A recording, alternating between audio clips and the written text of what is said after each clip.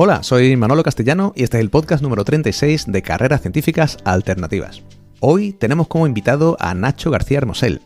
Nacho nos va a hablar no solo de cómo realizó su transición desde el mundo académico, sino además de cómo es su día a día como docente y como consultor científico. Pero antes de la entrevista, quería recordaros que tenéis la web de carrerascientificasalternativas.com, donde encontraréis entrevistas y artículos en el blog que os serán de utilidad para reenfocar vuestra carrera profesional y donde podréis recibir información sobre seminarios y talleres relativos a la empleabilidad, el desarrollo profesional y el emprendimiento para científicos. Y si tú ya lo tienes muy claro y sabes que necesitas un cambio profesional, una reorientación de tu carrera, entra en pop.carrerascientificasalternativas.com para conocer nuestro programa online premium de transformación profesional para científicos e investigadores. ¿Quieres escuchar ahora un ejemplo de transición profesional? Pues ahí tienes nuestra entrevista con Nacho García Hermosel. Nacho, es un gustazo tenerte aquí en el programa, otra vez hablando en el podcast, en este caso en el mío, no en el tuyo. ¿Qué tal, Manolo? Un placer. Me encanta volver a estar charlando contigo. Nacho hace tiempo me invitó a su podcast, del cual hablaremos dentro de un poquito. Pero bueno, me gustaría que Nacho nos contara no solo qué es lo que ha estado haciendo durante todos estos años a nivel de docencia, a nivel de educación, a nivel de podcasting, sino también que nos cuente cómo se hace ese proceso de ir pasando de una cosa a otra, que a veces no es fácil, a veces no es sencillo, otras veces, bueno, pues la vida te va llevando y uno va encontrando el camino poco a poco, ¿no? De todo esto vamos a hablar y sobre todo de que nos digas por qué te gusta y qué es lo bonito que tú ves en el día a día de ser un profesor y docente en general de biología y medio ambiente. Nacho, ¿esto lo tenías claro cuando tú estabas en el instituto o fue algo que salió después? Pues, o sea, tenía claro que me gustaba el mundo de la ciencia, ¿vale? Eso lo tenía súper claro. Lo que pasa es que en aquella época, cuando estaba en el instituto, a mí lo que me flipaban eran los dinosaurios. Era súper friki de la paleontología y era como lo que siempre había querido ser, ¿no? Pero luego cuando empecé ya a buscar temas de carrera y demás, pues vi que eso tenía demasiada geología, que eso ya no me iba tanto. Y bueno, al final tenía biología aquí en Badajoz y dije, bueno, si para estudiar bichos que están muertos, pues estudio los que están vivos, ¿no? Y además es más interesante, ¿no? Y me metí directamente en biología, primera opción y de cabeza. Vale, tenías claro que la parte de laboratorio no era la tuya en principio. No, a ver, yo siempre he sido mucho de campo y demás, y el laboratorio me gusta, pero me gusta un rato. Yo soy más de bota, como se suele decir, ¿no? Que de bata. Pero bueno, que todo tiene su encanto, ¿no? Y Nacho, ¿qué descubriste en el camino? ¿Qué descubriste haciendo biología? Bueno, pues yo creo que, yo se lo comento mucho también, que lo primero que descubrí es que no tenía nada que ver con lo que yo pensaba que iba a ser la carrera, ¿no? Wow. Yo pensaba que eso iba a ser, entro y son todo bichos y maravilloso y campo, y al final había primer año física, química, matemática. Entonces como que te pegas ahí una pequeña desilusión, ¿no? Y dices, ostras, a ver si me he equivocado y tal.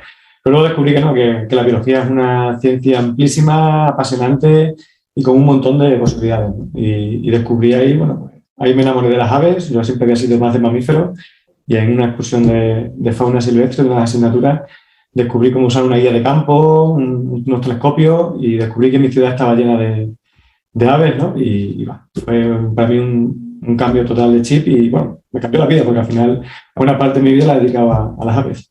Y de hecho imagino que durante ese tiempo incluso ya llevabas tu carrera a tu día a día, ¿no?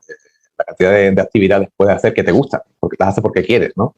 Que no están vinculadas a la parte docente, a la parte formativa. En tu caso yo creo que eran muy numerosas.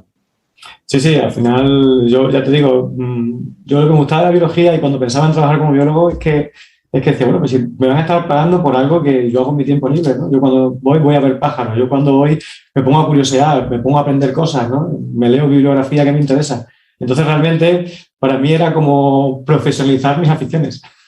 Y era algo que me gustaba mucho, ¿no? Y de hecho muchas veces durante mi desempeño profesional, cuando estaba en consultoría, trabajando en sitios súper chulos, aislados, en medio del campo, yo decía, madre mía, me parece increíble, ¿no? que me estén pagando, ¿no? Con algo que estoy disfrutando tantísimo, ¿no? Que cada día que paso por aquí estoy en el campo pateando montes y en unos sitios espectaculares donde la mayoría de la gente no puede ir, y a mí me pagan, ¿no? Por hacer eso.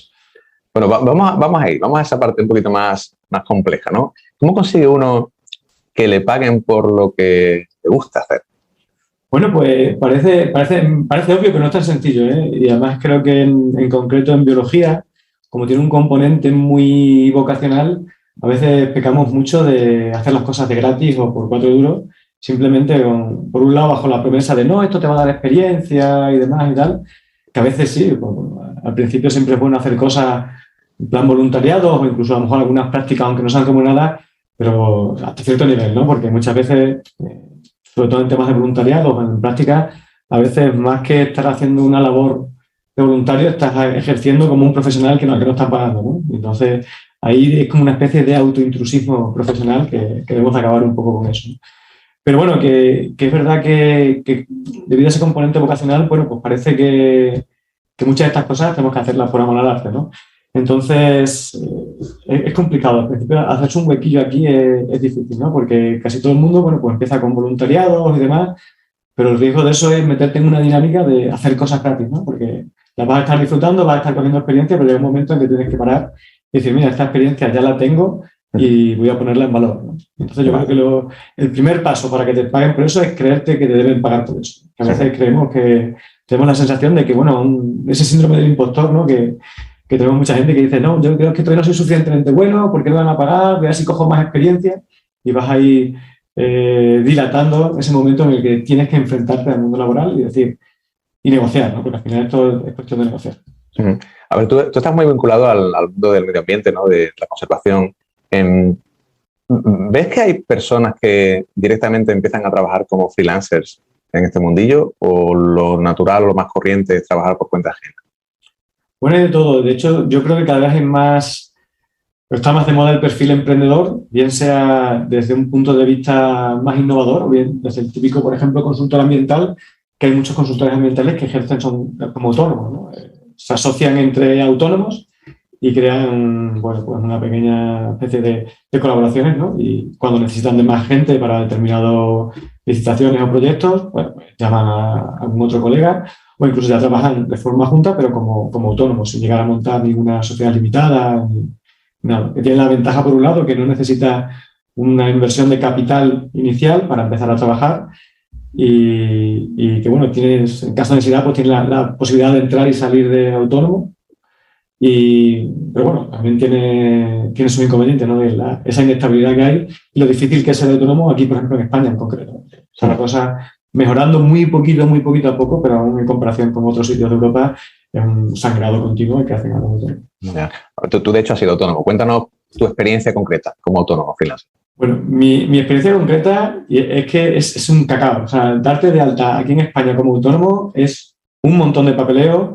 Luego tienes que hacer declaraciones trimestrales cada 3 meses, bueno, trimestrales, y es muchísimo papeleo. Cualquier cosa es muchísima burocracia y a veces pues eso agobiarte. Yo, a la gente que se da de alta de autónomo, lo mejor que puedo hacer es externalizarlo y que una asesoría, una gestoría te lleve los papeles. De hecho, yo estuve de alta en autónomo, me lo llevaba una asesora y sigo con ella para las cosas que voy haciendo así sueltas y puntuales, sigo con ella aunque no esté de alta de autónomo y mis dudas se las pregunto porque el mundo, por ejemplo, para mí de la facturación y todo esto es muy...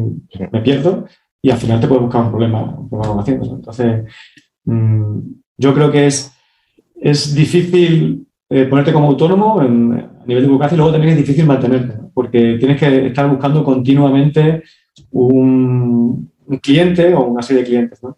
Es verdad también que cuando estás en este mundillo vas cogiendo tracción. Si has trabajado con un cliente y ese cliente es bueno, por ejemplo, a mí me pasó con Diputación, trabajé con Diputación para hacer un curso y luego también tuve un proyecto anual fue un año y pico, haciendo unas rutas guiadas por una finca de aquí de Badajoz, de la Diputación, y ahí, bueno, pues a raíz de eso, pues de vez en cuando me siguen llamando, ¿no?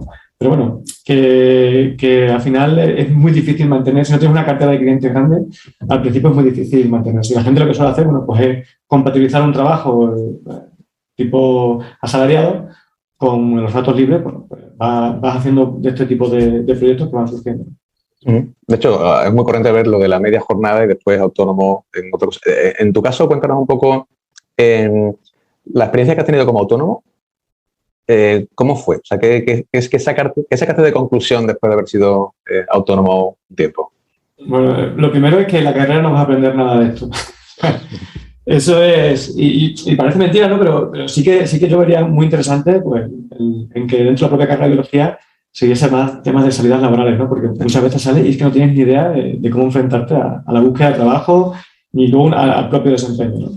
Y luego también me di cuenta de que, como he comentado, que es algo que es muy difícil llevarlo tú solo, ¿no? Al final los autónomos son hombres orquestas, ellos buscan los clientes, ellos preparan los proyectos, ellos entregan los informes, tienen que hacer las declaraciones, es un jaleo. Entonces, todo lo que puedas externalizar, al final es también algo más de dinero, pero compensa infinitamente a nivel de carga de trabajo y a nivel de paz mental.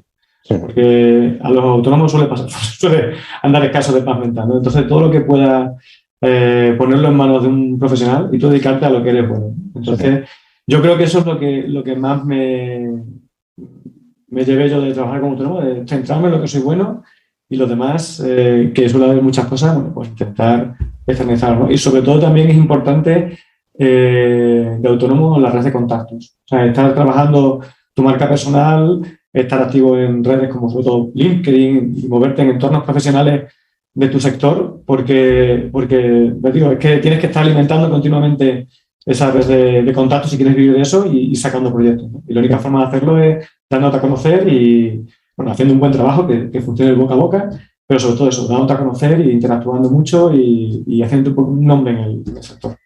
Nacho, cuéntanos un poco qué es lo que haces hoy por hoy.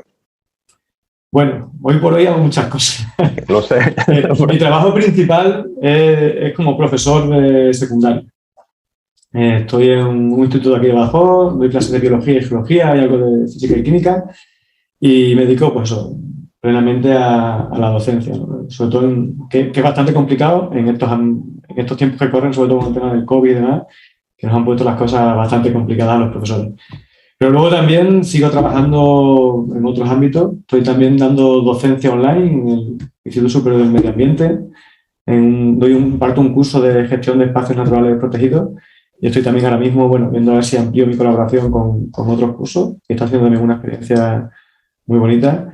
Y luego, bueno, pues sigo activo todavía en mi blog. Lo tengo un poco parado a nivel de publicaciones, pero bueno, estoy preparando el lanzamiento del podcast, que también volveré a lanzarlo ya como podcast y no ya como una parte del blog. Y bueno, sigo también metiéndome en algunos proyectillos así en plan que van saliendo así entre amiguetes y vamos montando cosillas y a ver si salen para adelante. También estoy ahora mismo también intentando meterme en el mundo de la ciencia de datos. Y si consigo entrar por ahí, también seguramente vuelva al mundo de los autónomos, porque a mí mi idea no es tanto trabajar en una empresa, sino como trabajar por proyectos, ¿no? Que es lo que a mí me gusta ir picando de aquí. Ahora hablamos de eso. La primera pregunta, Nacho, ¿dónde sacas tiempo? ¿Cómo lo haces? Bueno, pues la verdad es que a veces me lo pregunto yo también, pero bueno, soy también un poco friki de la efectividad personal y la productividad y la verdad es que me ayuda muchísimo, ¿no? Y también, bueno, es verdad que estoy continuamente teniendo que ir cerrando cosas porque soy muy inquieto y voy siempre metiéndome en demasiadas cosas y luego que mucho abarca, poco aprieta, ¿no? Pero yo creo que al final es una cuestión de organizarnos y de creernos que lo podemos hacer, ¿no? Muchas veces tenemos muchas preconstrucciones mentales de que si hago tanto no voy a poder hacer tal, si no hay tiempo, porque una vez que empiezas a trabajar no hay tiempo, una vez que tienes niños no hay tiempo, una vez que... Y al final no es verdad, ¿no? Perdemos muchísimo tiempo al cabo del día en redes sociales, con el móvil, viendo Netflix, que está guay, yo soy el primero que lo hace de vez en cuando, ¿no? Pero que es verdad que nuestro tiempo podemos aprovecharlo y darle mucho más sentido. A mí me gusta pasar tiempo de calidad con mi familia, pasar tiempo de calidad trabajando, pasar tiempo de calidad simplemente descansando y para hacer eso hay que manejar muy bien el tiempo, porque el tiempo es limitado y... ¿Y utilizas alguna metodología concreta, GTD o Bullet Journal o algo así? Sí, bueno, yo siempre he sido de GTD, aunque no soy de estos que lo aplican al 100%, pero bueno, sí. Tengo montado un poco mi flujo productivo. Uso, por un lado, GTD para organizarme. Uso herramientas como Notion para mantener todos los proyectos agrupados. Y luego estoy usando otra metodología que se llama el Zettelkasten, que es para toma de notas y crear una especie de segundo cerebro, ¿no? Donde descargar toda la información e sobre todo interrelacionarla. Y estoy también empezando con ese tema porque todo lo que leo mucha... Estoy intentando siempre formarme, ¿no? Entonces leo muchísimo y tomo notas, subrayo todo, esas notas luego las vierto, o sea, esos subrayados luego los vierto en notas y las notas las voy interrelacionando, ¿no? De modo que cuando empiezas a buscar información es como tirar de un hilo, ¿no? Como estos artículos de revisión, que cuando necesitas aprender de un tema, vas a un artículo de revisión y vas sacando de ahí, pues un poco en ese sentido, ¿no? Este cerebro externo, este segundo cerebro. ¿Cuántos biólogos de medio ambiente o de conservación conoces que utilicen Notion? Pues no mucho. De hecho, tengo un colega mío, por ejemplo, Nando, de biología, que le he convencido yo para que empiece a usar Notion. Vale. Y la verdad es que están contentos, sí, porque a mí me parece una herramienta fantástica. A veces es demasiado buena y yo la primera vez que lo probé tenía tantas cosas que dije, esto es un enredo. Pero luego me metí más a fondo y la verdad es que me encanta. O sea, tener todo organizado así, tengo un montón de tablas, todo centralizado. ¿Por qué nos cuesta tanto el pensar que sí, que efectivamente los métodos de productividad funcionan y que puedes mejorar para mí fue un descubrimiento brutal, ¿eh? Yo, de verdad, el tema de productividad, yo creo que si empecé durante la tesis, por supuesto, cuando ya no tienes tiempo para nada, estás súper agobiado, y escuché hablar de GTD así, no sé en dónde, y luego, pues, bueno, me compré el libro este de David Allen, de Getting Things Done, y me conquistó la metodología por lo sencilla y lo potente que es, y a partir de ahí, pues, empiezas a meterte un poquillo más, empiezas a probar el time blocking, empiezas a probar todo este tipo de metodología, pero bueno, lo mío es el GTD, a uno le funciona lo que le funciona. Y entonces a mí me permite, o sea, yo no sería capaz de sacar ni la mitad de las cosas que saco si no fuese porque lo tengo todo externalizado en mi Notion, en Obsidian, que es lo que uso para las notas, y en Nirvana, que es lo que uso para manejar el GTD. Bueno, oye, y cuando uno tiene ya su día a día hecho con las herramientas, ¿no? Ya sea con aplicaciones o con tu librito, tienes todo claro, sabes la entrada, el inbox dónde está, y tienes un niño, ¿se desmorona eso o eres capaz de seguir sacándole partido? Yo es que no uso todas estas cosas a nivel profesional exclusivamente, lo uso en mi día a día. O sea, trabajo también por el sistema, o sea, también meto junto al GTD el sistema PARA de Tiago Forte, divides la vida en proyectos, áreas, recursos y el archivo, ¿no? Entonces, tengo todo mi mundo digital ahí y una de las áreas que tengo y una de las principales áreas es la familia. Entonces, todo está dentro de mi sistema productivo, con lo cual simplemente no es que me lo desmorone, simplemente meto una nueva área y la manejo como manejo todo. Bueno, Nacho, cuéntanos un poco sobre tu blog y sobre tu podcast.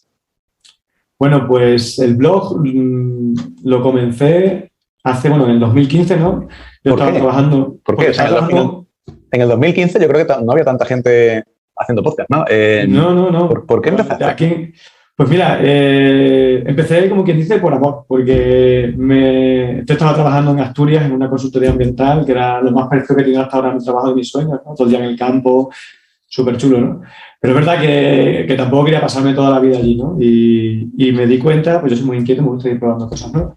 Y conocí a una chica aquí en Badajoz, mientras que yo estaba trabajando allí en Asturias, y bueno, pues al final la cosa fue para adelante y decidí un día que, bueno, por diversas razones me iba a venir aquí, entre ellas porque estaba aquí mi mujer, ¿no? Que era la principal, la que ahora es mi mujer. Y decidí venirme, dejé la empresa y claro, me iba a venir en 2015 todavía coleando la crisis a Extremadura con un 50% de paro juvenil. Digo, pues algo tendré que hacer, ¿no? Ya quería dejar un trabajo más o menos estable y entonces empecé a mirarme temas de marca personal y demás y pensé, digo, bueno, pues el blog para mí es la herramienta que me resulta más útil, me gusta escribir, me entretiene mucho. Y digo, bueno, pues voy a montar un blog y voy a probar todo esto de la marca personal. La verdad que iba un poco acongojado porque era un salto ahí importante dejar un trabajo fijo, venirte aquí. Pero bueno, también pensé, digo, ¿qué es lo peor que puede pasar? Que no encuentre nada y esté 1 o 2 años aquí. Bueno, tengo mi familia aquí, tengo mis ahorros, o sea que unas malas no me voy a quedar viviendo en la calle. Están mis padres aquí, me podrían acoger. Pero luego, sin embargo, todo el rato he estado viviendo solo y tiré primero de ahorro y luego pues empezaron a salir cosillas y nada, fue funcionando. Entonces usé el blog como eje vertebrador de mi estrategia de marca personal. Me creé perfiles profesionales en redes, ¿no? Los que tenía algunos que lo que hice fue borrar montones de fotos y a partir de un momento ya convertirlo en profesional. Y nada, y mucho publicar, mucha frecuencia al principio. Ahora hace un montón, como desde el confinamiento, que no publico nada, aunque sigo muy activo con el boletín, por ejemplo. Y bueno, y una de las secciones que más me gustaba del blog, y además más me gustaba y más me interesaba, ¿no? Porque me permitía conocer a gente y establecer esa red de contacto que es tan importante, fueron las entrevistas, ¿no? Al principio no tenía montado, o sea, tenía montadas las entrevistas como una parte del blog y una parte que me gustaba mucho. Y entonces, pues simplemente las tenía ahí en iVoox, las tenía ahí metidas, pero como un repositorio. Pero luego ya este año estaba pensando en darle un poquito más de empaque y como veía que continuar con el blog me estaba costando y no iba a poder, con un montón de cosas que estoy haciendo, no voy a poder mantener la frecuencia que tenía antes de publicación. Y bueno, pues lo que me resulta más sencillo son estas entrevistas que tienen un poco de edición, sobre todo si es en audio y demás. Y voy a montar el podcast, lo que es las entrevistas, las voy a separar del blog y las monto como un podcast. Además, justo en este momento contactaron conmigo también de Podcastidad, esta de la red de podcast de ciencia, naturaleza y medio ambiente, y me ofrecieron colaborar con ellos, así que fue como todo se juntó. y nada, estoy para lanzar ya, espero que en octubre, me he pensado lanzar ahora a mediados de septiembre, pero con una avalancha de trabajo que he tenido me lo ha impedido, así que para hacer las cosas más me espero un poquito. Bueno, oye, ¿y qué te llevas de todas esas entrevistas? Eso fueron un montón, ¿no? Sí, creo que tenía están disponibles todas allí en el canal de podcast, ahora en Podcastidad, porque eran alrededor de 30 y pico, 40, ¿no? Creo que eran 40 y algo, incluidas algunas que había hecho por escrito, pero bueno, la inmensa mayoría eran en audio y en vídeo, ¿no? Y la verdad es que para mí he conocido a gente fantástica, gente que nunca pensé que conocería, porque además cuando estás empezando y ves a gente muy profesional, siempre piensas que son como inaccesibles, ¿no? Como aquí las grandes estrellas de la ciencia, de la biología y tal. Y luego la inmensa mayoría son gente súper amable, súper abierta, encantada de colaborar, sobre todo cuando hablas de que estás buscando orientar a la gente, ¿no? A los jóvenes biólogos y biólogas en su búsqueda de su sitio, ¿no? De su lugar, y pues la gente está encantada de colaborar y de ceder un poquito de su tiempo. Y para mí eso ha sido fantástico, ¿no? La gente que yo he conocido por ahí, y no solo por ahí, sino incluso a través del blog, ¿no? Los seguidores que te escriben y demás, que te comentan, oye, pues mira, me has ayudado un montón, este post me ha venido en un momento de mi vida que me hacía falta, no sé qué, pues gracias a ti estoy estudiando la biología y estoy encantado. Bueno, ese tipo de cosas, o sea, hay que vivirlas para que sepas lo mucho que te llena, ¿no? Vámonos al 2015, ¿vale? Por lo que sea, tú decides que te quieres quedar en Asturias. Porque de hecho nos comentas que era parecido al trabajo de tus sueños. Uh-huh. ¿Qué te hubieras perdido si te hubieras quedado con ese trabajo de tus sueños? Bueno, pues me habría perdido un millón de cosas, ¿no? Porque ya te digo que este tiempo desde que me vine para acá ha sido una continua montaña rusa de emociones, ¿no?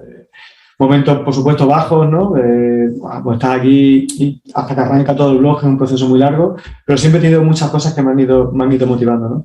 Y bueno, desde que dejé el trabajo he estado trabajando en Suecia como técnico de campo, he estado trabajando para la Diputación de Badajoz como guía y como impartiendo cursos, he dado charlas y conferencias en la Complutense, me han invitado un par de veces a la jornada esta de bioempleo. He estado dando también otras charlas también a gente de la carrera de biología dentro de la Complutense en un tema de proyectos que me invitaron también. He impartido charlas también con Brutal, que es otra empresa que hace muchos temas de formación, y ahí he conocido también a gente fantástica y bueno, he hecho un montón de amigos y he descubierto facetas de mí que no conocía. O sea que es que me habría perdido, bueno, y por no hablar, por supuesto, de mi familia, ¿no? De mi hija, de que viene en camino, y de mi mujer, ¿no? De haberme quedado allí y no haber apostado por esta relación, pues habría perdido todo lo que tengo. Muy bien. Cuéntanos un poco qué te llevas de haber estado en el extranjero. Yo, sinceramente, yo creo que debería ser casi obligatorio para la gente salir al extranjero, de verdad. Porque ya no es solo el mero hecho de viajar, que ya de por sí merece la pena, ¿no? Pero ya desde un punto de vista profesional es entrar en contacto con otra cultura, otra forma de trabajar, otros medios, ¿no? O sea, por ejemplo, cuando yo estaba aquí en la Universidad de Extremadura, pues los medios que tiene la Universidad de Extremadura no son los que tiene el Museo de Historia Natural de Oslo, por ejemplo, o la Universidad Pierre Marie Curie de Francia, donde he hecho estancias, ¿no? Entonces, para mí, yo creo que debería ser obligatorio, porque es que te llevas una experiencia a nivel de tanto personal como profesional que no la puedes encontrar de otra manera. Cuando eres joven y no has salido mucho de tu ciudad o de tu país, enfrentarte a vivir en un sitio donde no dominas la lengua, o aunque la domines, es otra cultura totalmente distinta, ¿no? Integrarte con gente que a veces no es tan abierta como puede ocurrir aquí en España, ¿no? Por ejemplo, en Suecia y Noruega a mí me costó mucho meterme en ese círculo, ¿no? Pero al final eres capaz de hacerlo y te da muchas herramientas y muchas tablas. Yo creo que te ayuda también a desarrollar muchas de estas habilidades transferibles, ¿no? Que luego vas a poder llevar a otros empleos, ¿no? Y que el hecho de enfrentarte a estas situaciones desconocidas pues hace que se agudice un poco el ingenio y bueno, y yo creo que debería ser obligatorio. Bueno, ¿nos podrías dar 3 ejemplos de esas competencias transferibles, ¿no? Esas soft skills que realmente has podido usar después y has dicho tú, mira, mejor tener esto antes que después? Sí, a ver, yo por ejemplo, aprender a relacionarme. O sea, yo siempre he sido un tío súper tímido. O sea, pero tímido de esto que llegaba a un sitio nuevo, me quedaba callado y a lo mejor tardaba 2 semanas en hablar con alguien, ¿vale? Y claro, yo me encuentro, por ejemplo, cuando fui a Oslo, me encuentro en el primer fin de semana que no conozco a nadie, que allí casi todos hablan en noruego, aunque luego hablan todos perfectamente inglés, pero bueno, entre ellos hablan en noruego y te cuesta ahí como meterte. Que además son como más, no cerrados porque luego son muy majos, pero cuesta meterte en su círculo de confianza, ¿no? Entonces, pues tenía la opción de haberme quedado 2 meses sin hacer nada, pues cogí, me puse a mirar las direcciones del departamento y mandé un correo a todo el departamento diciendo, oye, ¿quién me enseña aquí la vida nocturna de Oslo y tal, que se gana una cerveza o lo que sea? Y el primer fin de semana ya estaba por ahí de parranda. O sea que, y al final eso, que aquí lo ves como una tontería, ¿no? Pero el ser capaz de abrirte y de iniciar una conversación de luego te dan una seguridad y unas tablas que la puedes aplicar a cualquier cosa, a una entrevista de trabajo, a intentar pues, proponer a alguien que pase por tu podcast, a, no sé, miles de cosas, ¿no? También a nivel de ser capaz de buscar, como se suele decir, buscarse las habichuelas, de tener recursos, ¿no? A veces estás en un sitio que no conoces y tienes que hacer algo, pues, oye, pues ¿cómo me voy aquí? Pues venga, tengo que empezar a buscar cómo se busca, o sea, cómo se desplaza aquí la gente, sobre todo. Buscarme los mapas del metro, de no sé qué. Tengo que prepararme un viaje a no sé dónde, pues a estudiar. Tengo que estudiar todo el sistema de trenes y demás. Entonces, eso te da también pues, esa habilidad de cuando tienes un problema, no te quedas, ostras, ¿esto cómo lo soluciono? ¿No? Sino que te hace muy proactivo. No pierdes el tiempo ni lamentándote ni diciendo, guau, es que aquí no conozco a nadie, ahora qué hago. No. Entras a la acción, eres capaz de tomar iniciativa, ¿no? Entonces, yo creo que eso, por ejemplo, estar en el extranjero te hace tener muchísima iniciativa. Y luego, pues otra, no sé, la capacidad de adaptarte a nuevos entornos, ¿no? Yo llegué sí, ahí a un sitio nuevo y, por ejemplo, una de las cosas que me acuerdo que me hace mucha gracia, primero es el tema de los saludos, ¿no? Allí, tú estás aquí en España, das 2 besos y allí te ponen la mano así y claro, y si tú una chica intentas darle 2 besos, nada más que conocerlo, te mira ahí como, primero te va a dar un guantazo, ¿no? Pues siempre te ponen así la mano como, ¿dónde vas? Y luego, o por ejemplo, yo qué sé, cosas que aquí, pues, tenías la costumbre de aquí, pues el IP o el investigador así principal de tu grupo, bueno, pues solía estar como en su sitio preferente, más o menos, aunque sea de forma no establecida, pero bueno, que es algo como que por deferencia, que se suele hacer mucho por aquí. Y allí, pues, yo recuerdo que una vez llegaba ahí el jefe y me fui a quitar, no, siéntate, tal. Me dice, no, pues aquí cada uno se sienta donde quiera. Aquí no hay... Entonces son como distintas formas de trabajar e incluso de ser, ¿no? Que al principio te chocan mucho, pero que enseguida aprendes a adaptarte, ¿no? Y creo que cuando has viajado mucho, pues eso te pasa continuamente. Entonces ya llegas a un sitio nuevo y eres capaz de, bueno, pues establecer cómo funciona todo allí, de fijarte en cómo son las interacciones entre la gente, con quién te compensa más hablar. Yo creo que toda esa visión de cómo... Aprendes cómo funciona todo mucho más rápido, ¿no? Y eso, pues, es sumamente valioso cuando empiezas un trabajo en cualquier sitio, ¿no? Bueno, una de las cosas que has dicho es lo de buscarse las habichuelas, ¿no? ¿Tú crees que esa es la mayor de las soft skills que se consiguen cuando haces el doctorado? Hombre, Eso sin duda. O sea, para mí el doctorado ha sido una de las experiencias más intensas en lo positivo y en lo negativo.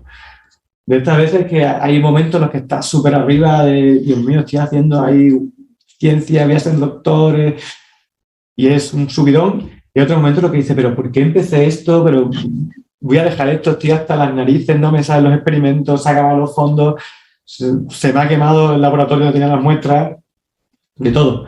Entonces, yo creo que ha sido súper intenso. Y es verdad que al final, como te comento, es una montaña rusa. O sea, tan pronto todo va rodado como que te vienen montones de problemas. Entonces, es verdad que esa capacidad de buscarte las habichuelas, de solucionar problemas, yo creo que es una de las habilidades más importantes que te da la tesis, porque al final la tesis es un proyecto a muy largo plazo, como poco 4 años, en mi caso fueron bastantes más porque la paré mientras que estuve en Asturias, pero al final es eso, es un proyecto enorme con un montón de ramificaciones que afecta a tu vida profesional y personal, entonces muchas veces tienes que hacer auténticos malabares, ¿no? Y claro, eso te va dando tablas y te va dando experiencia, ¿no? Cuando te ocurran esos problemas o esas cosas inesperadas en tu trabajo, ¿no? Y se nota cuando alguien está acostumbrado a enfrentarse a problemas y cuando no. ¿Y nunca te dio por seguir la senda académica? A ver, yo es que soy muy inquieto, entonces me cuesta estar muchos años haciendo una única cosa, porque me parece que la biología, y eso desde que dejé mi trabajo en Asturias, me pasa todavía mucho más, ¿no? Noto que pienso, vale, si es que hay un montón de cosas apasionantes que hacer, un montón de proyectos distintos, y estar solo en un sitio, pues, aunque estés muy a gusto y estés súper bien, como que me agobia un poco, ¿no? Entonces, la senda académica la vi, bueno, al principio sabía que quería dedicarme a ciencia y quería hacer ciencia y quería sacarme el doctorado, eso también lo tuve siempre claro desde el principio. Pero una cuestión personal, ¿eh? Y de hecho yo no aconsejo a la gente que haga un doctorado sin que se lo piense muy, muy bien antes, ¿no? Pero en mi caso, yo no hacía caso a mis propios consejos y quería hacer un doctorado porque me hacía ilusión tener un doctorado. Pero yo sabía que en ciencia podría estar un tiempo, pero que no era algo que fuese a ser para toda la vida, ¿no? Porque al final es verdad que la ciencia es apasionante, pero también es tremendamente competitivo, quema mucho, hay mucha inestabilidad, al final depende muchas veces de quién está al mando, tanto a nivel del propio grupo como de la universidad, como del ministerio. Y entonces hay cambios que, aunque puedan ser pequeños, pueden tener consecuencias en cascada tremendas, ¿no? Entonces, un estrés muy, muy fuerte, ¿no? Pero es verdad también que lo ha hecho mucho de menos, ¿eh? He hecho mucho de menos el ámbito científico, la investigación, gustar la bibliografía, hacer experimentos, ¿no? Así que intento ahora en mis ratos libres, bueno, pues ir haciendo cosillas relacionadas con ciencia y pequeños proyectillos que si van a más irán a más, pero si no, bueno, por lo menos me sirven para estar ahí un poco en contacto con esa época científica que tanto me gustó, pero que yo sabía que no iba a ser definitiva. En mi caso, el cambio no fue planeado al final, porque yo cuando me fui a Asturias, estaba haciendo la tesis y simplemente nos reunieron y nos dijeron en el departamento, me dice, mira, este año no hay prácticamente dinero, vamos a hacer todo lo posible porque podéis seguir todos los que estáis, pero no os lo podemos asegurar, os habéis estado un poco bajo vuestro propio riesgo, ¿vale? Vamos a hacer todo lo posible, pero no podemos hacer. Y justo en ese momento, un colega mío, que conocía a través de un buen amigo mío, me dijo, oye, pues mira, que en la empresa en la que estoy están buscando gente, si te interesa. La primera vez dije que no, que estaba con la tesis, y la segunda vez que me lo volvió a preguntar, dije, venga, te mando y a ver qué pasa. Y entonces, en ese caso, se cruzó la oportunidad, ¿no? Pero bueno, más tarde o más temprano habría también dejado la ciencia.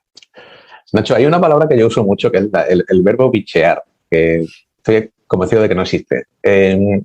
No sé si tiene vinculación con tu podcast. ¿Cómo se llama tu podcast? Creo que no lo has comentado. Bueno, las entrevistas del bichólogo, porque al final lo tenía puesto así en iVoox y demás, y los suscriptores estaban así con ese nombre, y bueno, pues ya lo mantengo, ¿no? Porque además está asociado al blog.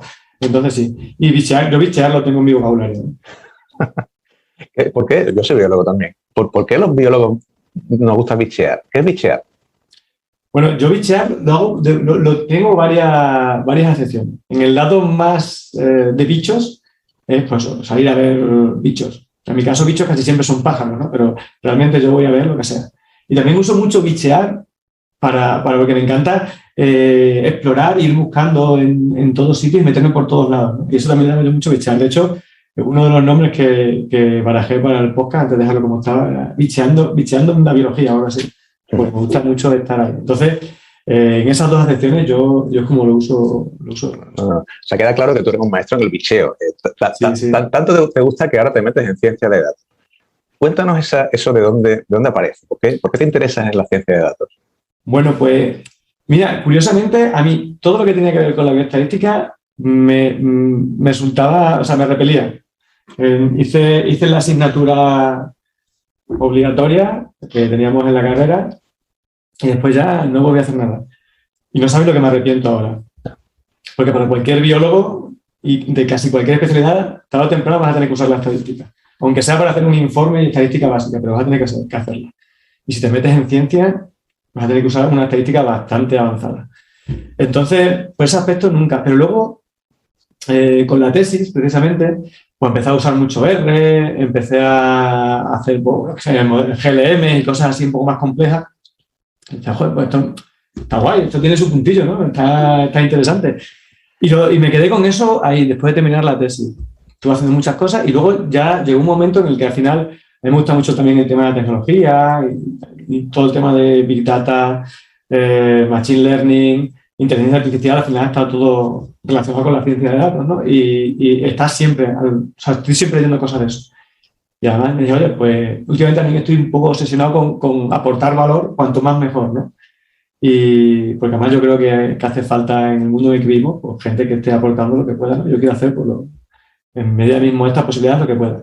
Y estuve pensando que, bueno, ya lo hago con el blog, pero que quizás la forma en la que más efecto podría tener es a través de los datos, ¿no? Porque al final, pues suelo decir que quien tiene la información tiene el poder, ¿no? Y entonces, hoy en día hay más información que en ningún otro momento de la historia del ser humano. Y quien sea capaz de extraer esa información y usarla adecuadamente, tiene el poder de hacer muchas cosas buenas, ¿no? Entonces, a mí me gustaría meterme en el mundo de la ciencia de datos siempre desde un enfoque ambiental y muy cerca del emprendimiento social, ¿no? De crear, pues, intentar crear un cambio positivo, ¿no?, a nuestro alrededor. ¿Y tú crees que te puedes formar sin hacer un máster o algo así un poco más? Bueno, yo voy haciendo cursos, ¿eh? Me he metido en varios cursillos, empecé a hacer, tengo hecho algunos así con R, estoy haciendo otros con otro de un científico de datos, de estos que van publicando, bueno, pues uno que te lleva por todo el proceso de convertirte en científico de datos. He hecho también una especie de curso / mentoría también sobre ciencia de datos y demás. Entonces, hay muchos cursos oficiales que están súper bien y pasa que suelen ser también muy caros, ¿no? Pero que la verdad que es perfectamente válido y tal. Y yo estoy más un poco por una parte más, formación más libre, que a mí de hecho me gusta mucho, pero me va a permitir a mi ritmo. Yo si tengo que asistir ahora a un máster me resulta imposible. O sea, con todo lo que hago es imposible. Pero si me voy apuntando a este tipo de cursos, que además muchos de ellos están hechos por gente que está trabajando en activo, en ciencia de datos y que se van actualizando continuamente, pues a mí me resultan muy útiles y me están sirviendo, bueno, pues para... Al final esto es como todo. Por mucho que te formes, hasta que no empieces a trabajar, no vas a realmente aprender lo que es la ciencia de datos, ¿no? Sabrás lo básico y con eso puedes empezar, ¿no? Entonces yo ya he hecho varios cursillos y mi idea también es, en cuanto me libere un poco de trabajo, empezar a hacer mini proyectos para irme haciendo mi portfolio y empezar a buscar clientes. Porque tú ves que en tu ambiente hay nicho para... Sí, o sea, yo recuerdo simplemente cuando estaba en la consultoría ambiental, ahí teníamos montones y montones de datos muertos de risa en un cajón, porque no tienes tiempo, tampoco hay preparación y al final son muchas cosas las que hay que hacer y el tema de publicaciones, aunque donde yo estaba sí que lo tenía muy pendiente y sí que veía muchos congresos y demás, pero no es algo que sea típico de la consultoría. Entonces hay muchos datos que pueden ser muy valiosos a nivel de conservación y que no se usan. Y entonces yo creo que por ahí estaba ahí. Y luego, aparte, a nivel ambiental hay muchísima información.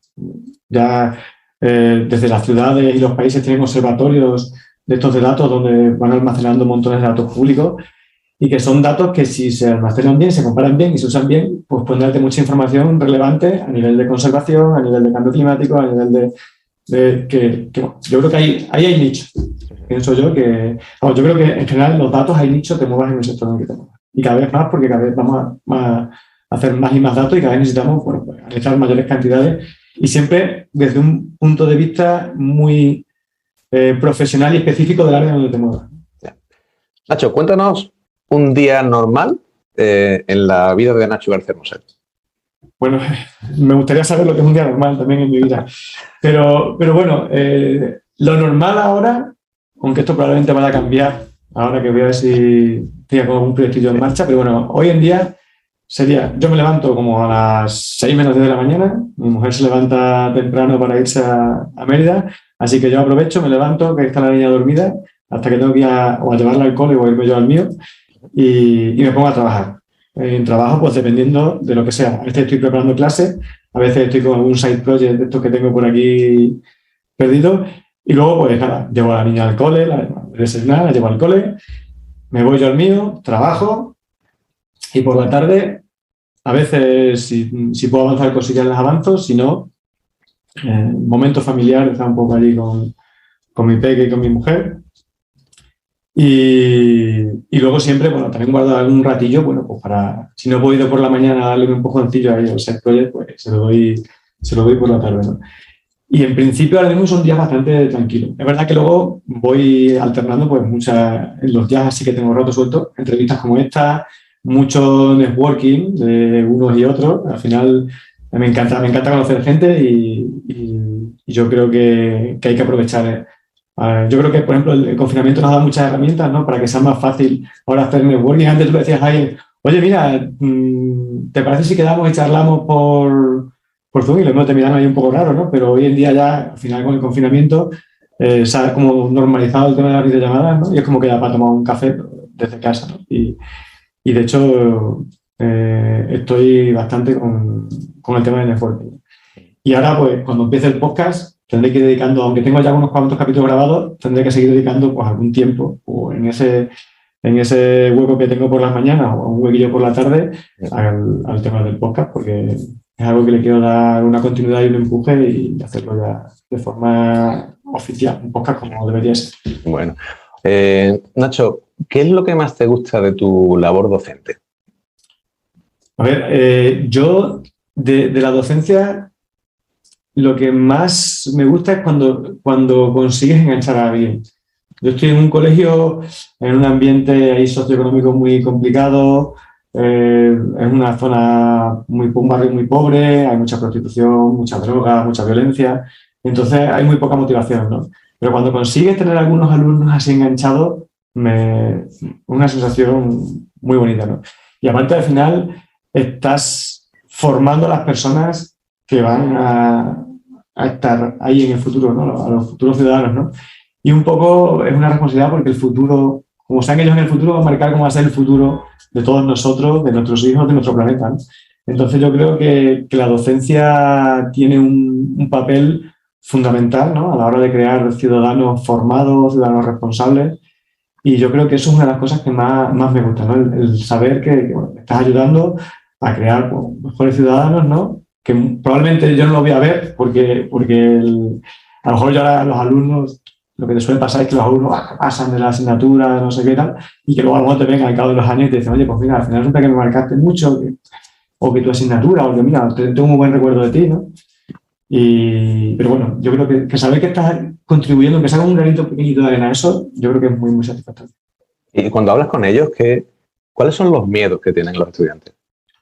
Bueno, en mi caso, yo creo que en general yo creo que tienen mucho miedo a ellos mismos, ¿no? Porque a encontrar su hueco, porque yo creo que crecen ya sabiendo que hay muy poco trabajo, que bueno, que no es que haya tan poco trabajo, sino que hay mucha competencia, ¿no? Pero ellos lo perciben como que hay poco trabajo, mucho paro, tienen miedo a qué van a hacer en el futuro, muchos tienen una autoestima súper baja, sobre todo en nuestra zona, ¿no? Porque al final muchos de sus padres no tienen estudios, ellos, pues algunos están escolarizados muy tarde, entonces se notan con carencia y muchos de ellos tienen una autoestima súper baja. Y te dicen, pero si es que yo, maestro, yo soy tonto, yo no sirvo para eso.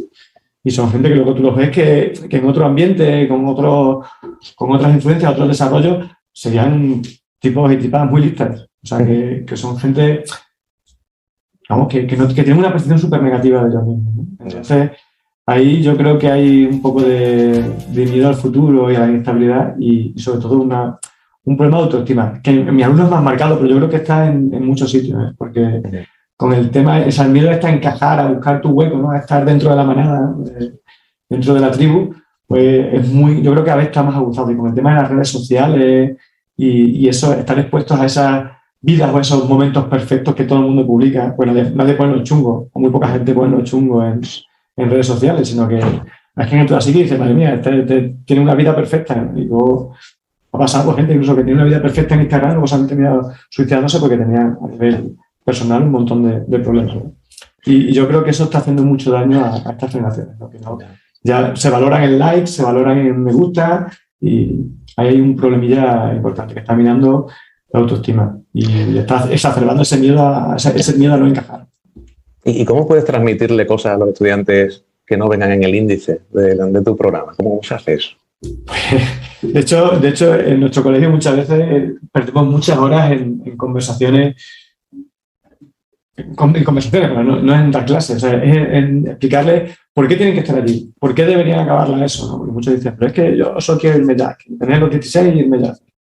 Hay que explicarle, bueno, oye, mira, es que la ESO, o sea, yo no estoy aquí para fastidiarte, yo estoy aquí para que cuando tú llegues a cuarto de la ESO y te saques tu título, puedas elegir. O sea, tú puedes decir, oye, pues mira, no voy a estudiar porque no quiero estudiar más, pero ya tendrás una muy amplia variedad de trabajos a los que puedes acceder. Sin la ESO vas a estar extremadamente limitado, vas a poder elegir entre lo que hay. O sea, realmente no es una elección, es conformarte con lo que hay. Y yo quiero que tú puedas elegir.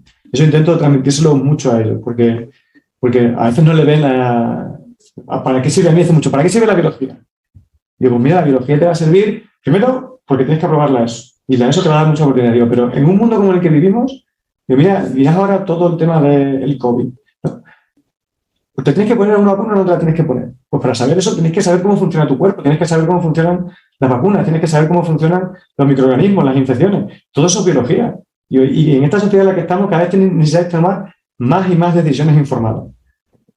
Y estamos en el mundo, en una época del clickbait, de la fake news, y no sabéis buscar información en Internet, no tenéis filtro suficiente para saber si es verdad, ¿no? Entonces lo que yo quiero con las asignaturas científicas se pretende eso, no es que seáis biólogos o seáis físicos o seáis químicos, sino que tengáis la base suficiente para saber si me están mintiendo, si no, si lo que dicen tiene sentido, si no, y para que podáis buscar y aumentar esa información que tenéis para si os interesa el tema. Y eso es lo que solo se puede conseguir, bueno, pues perdiendo 1, 2, 3 clases en comentarlo con ellos, en hacerlos partícipes, muchas veces intentando que vengan alumnos que han dejado el colegio, ¿no? y que luego se han vuelto a meter por adultos o lo que sea, y explicarles qué es lo que sintieron al dejar el colegio y qué es lo que se dieron cuenta, por qué se dieron cuenta y por qué han vuelto, ¿no? Que muchas veces a esta gente le faltan esos referentes, ¿no? Y viven con los referentes de hombres, mujeres y viceversa, la isla de las tentaciones y los contertulios que solo viven de los saraos y los bolos y de salir a la. Bueno, Nacho, hemos hablado de un montón de cosas. Tú sabes que hay mucha gente que nos oye que está todavía en ese punto de no saber bien qué hacer, ¿no? Para dónde tirar, o incluso cómo reorientar lo que ellos quieren. ¿Qué consejo, qué testimonio les darías tú a esos que quieren hacer algo pero no acaban de atreverse? Yo que lo hagan. O sea, al final yo creo que simplemente haciéndolo, o sea, intentándolo, ya vas a estar por encima de más del 50% de la gente que se va a quedar ahí diciendo, ay, me gustaría, con lo cual te has quitado el 50% de la competencia. Y luego es verdad que al final el mundo es como nosotros lo pensamos o lo nombramos, porque la mayoría de las veces no hacemos cosas porque creemos que no somos capaces porque nos lo hemos dicho a nosotros o nos lo ha dicho alguien. Pero si tú de momento confías en ti y eres capaz de creer en ti, te das cuenta de que muchas cosas sí son posibles. No te voy a decir que todo lo que quieres lo vas a conseguir porque el mundo no es happy y hay que ser realista. Hay cosas que no podrás hacer, pero lo que sí es verdad es que hay muchísimas de las cosas que tú crees que no puedes hacer que son perfectamente accesibles, realizables, posibles y todo. Vamos, que al final yo creo que dar un giro a tu carrera profesional a mí, por ejemplo, me encanta. Ya digo que yo he cambiado mucho de dirección, siempre moviéndome, o sea, no saltos tampoco a lo loco, sino siempre moviéndome, bueno, pues del sector científico ambiental, de ambiental formación, pero siempre en el ámbito ambiental. Entonces me voy moviendo y nutriendo un poco de distintas áreas, ¿no? Pero siempre relacionado. Pero yo creo que los saltos a nivel de desarrollo profesional son muy buenos. Y si te vas a ejemplos como en Estados Unidos, allí es rarísimo el que tiene un currículum de haber trabajado en una única empresa. De hecho, allí, si solo has trabajado en una empresa, te miran como diciendo, ¿qué pasa? Que no tienes aspiraciones. Pero como aquí te ven muchos sitios y dices, ¡buf! Este no aguanta quieto en ningún lado. Pues sin embargo, allí la mentalidad es un poco distinta, ¿no? Yo creo que hoy en día el trabajo para toda la vida cada vez es más escaso y tenderá a desaparecer, mientras que se va a trabajar sobre todo por proyectos, ¿no? Y esos proyectos pueden estar íntimamente relacionados o lejanas o medianamente relacionados, ¿no? Por lo cual a veces van a haber muchos cambios bruscos de área o de objeto de estudio o de lo que te dediques, ¿no? Pero que es lo que va a haber de aquí en adelante. Entonces, yo creo que hay que perder el miedo y lanzarse. Y además que es súper divertido cuando te pones a hacer un cambio de estos, ¿no? Asusta un poco, pero luego también es súper apasionante y es muy intenso a nivel de vivencia, tanto profesionalmente como a nivel personal y de desarrollo, ¿no? Yo me siento una persona infinitamente más segura y más feliz desde que cuando miro a todo lo que estaba haciendo, ¿no? Y todo lo que cada cambio que he hecho me ha aportado a mí mismo como persona, ¿no? Y como profesional. Bueno, pues Nacho, me ha encantado lo que nos cuentas. Me ha encantado todo lo que hemos bicheado. Hemos hablado un montón de cosas hoy y te agradezco muchísimo que te hayas pasado por este programa, por este podcast. Nos vemos pronto, ¿vale? Yo encantado, cuando tú quieras, y ya sabes que a mí siempre es un placer venir por aquí y charlar contigo, ya sea aquí, ya sea con una cervecita, ya sea bicheando por aquí por el río, donde tú quieras y cuando tú quieras. Estupendo, Nacho. Bicheamos, ¿vale? Venga, un abrazo. Hasta ahora, un abrazo. Bueno, espero que os haya gustado el episodio de hoy. Sabéis que nos podéis encontrar en redes sociales, en Twitter, LinkedIn, Facebook, Telegram, YouTube, simplemente buscando Carreras Científicas Alternativas. Por favor, comentad nuestros posts o dadle a like si os gustan, porque nos encanta saber que estáis ahí con nosotros. Tenéis también la web de carrerascientificasalternativas.com, donde encontraréis entrevistas y artículos en el blog que os serán de utilidad para reenfocar vuestra carrera y donde podréis recibir información también sobre seminarios y talleres sobre empleabilidad, desarrollo profesional y emprendimiento para científicos. Y si tú ya lo tienes muy claro y sabes que necesitas un cambio profesional, una reorientación de tu carrera, entra en pop.carrerascientificasalternativas.com para conocer nuestro programa online premium de reorientación y desarrollo profesional para todos aquellos que tengáis un background científico. Y como esto es un podcast, no te olvides de calificarnos con estrellas o dándole a like o poniendo algún comentario en tu reproductor de podcast favorito, porque nos es de mucha ayuda para llegar a más gente como tú.